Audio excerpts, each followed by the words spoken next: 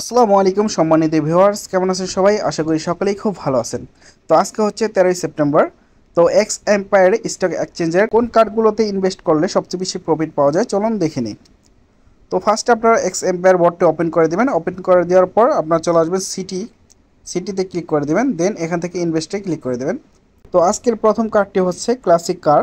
তো classic cards এই কার্ডটিতে click করে দেওয়ার পর এমন চলে আসবে, দেন আপনারা এটাকে এদিকে টান দিয়ে দিবেন। তো দেখুন আমি টান দিয়ে দিলাম, এখানে আমার 14 মিলিয়ন ইনভেস্ট হইতেছে। তো আইএলবি লাখি এখানে ক্লিক করে দিবেন।